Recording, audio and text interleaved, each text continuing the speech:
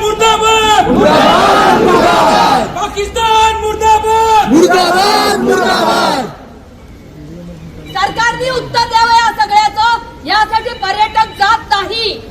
पर्यटकांनी आवडण्यासाठी जायचं का सतत बलिदान देण्यासाठी? पाकिस्तान मुर्दाबाद पाकिस्तान मुर्दाबाद आम्ही हे काय बघतोय? सुरक्षा व्यवस्था कुठे आहे भारताची?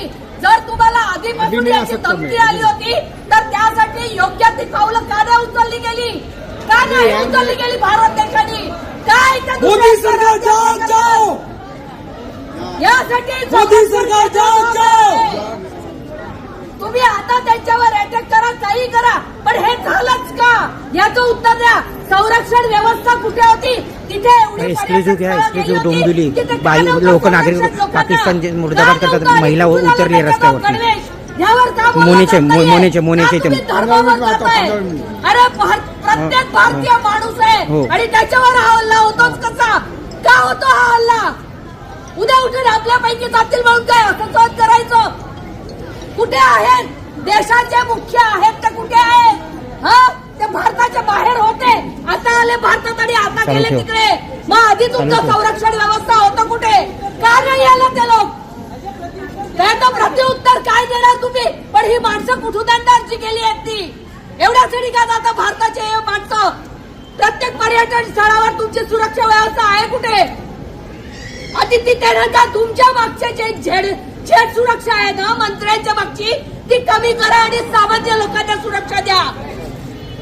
प्रत्येक माणसाला सुरक्षा ही मिळालीच पाहिजे. का आम्ही आमच्या देशात भिवून बघायचं? का भिवून जायचं? का आमच्या हातात हे नाहीये? आम्हाला ही कायदा सुव्यवस्था कळते का? कोणी संरक्षण मंत्री नाहीये तिथे बघायला? स्वतः प्रत्येक जण बघताय मला खुर्ची पाहिजे, मला सत्ता पाहिजे, मला पैसा पाहिजे का? आणि आमच्या दारी येतात भीक बघायला मताची. माणसाच्या मताची किंमत राहिली आहे कुठे? तुम्ही ईव्हीएम मध्ये घोटाळे करता, तुम्ही खुर्ची पाडता, तुम्ही सरकार बदलून टाकता. आमची मतं राहिलीत कुठे? आमची माणसं राहिलीत कुठे? आणि आमच्या माणसाची जीवाची किंमत राहिली आहे कुठे? कशा काय तिथल्या लोक आहेत ते येऊ शकतात गणेश इथल्या पोलिसांच्या गणवेशात आणि तिथे हल्ला करू शकतात? आले कुठून त्याच्याजवळ ते गणवेश सगळे? हे कुठून आलं त्याच्याकडे सगळं? पाकिस्तान मुर्दाबाद पाकिस्तान मुर्दाबाद पाकिस्तान मुर्दाबाद. यामध्ये होणार नाहीये. हे 10 दिवसानंतर सगळं थंड होऊन जाईल. जर तुम्ही काही होणार नाही. आजपर्यंत अनुभव आहे. करू नका, त्याच्या आधी ऍक्शन द्या. आजपर्यंत अनुभव आहे. काही होणार नाही. 10 दिवसानंतर हे थंड होणार. काही होणार नाही. हे मीडियावर 4 दिवस राहील, नंतर सगळं नंतर पुन्हा तेच चालू होईल. नाही, नंतर पुन्हा 4 दिवसांनी परत काय चालू होईल? हा मंत्री ह्या पक्षात गेला, तो मंत्री त्या पक्षात गेला. हे चालू असते नेहमी.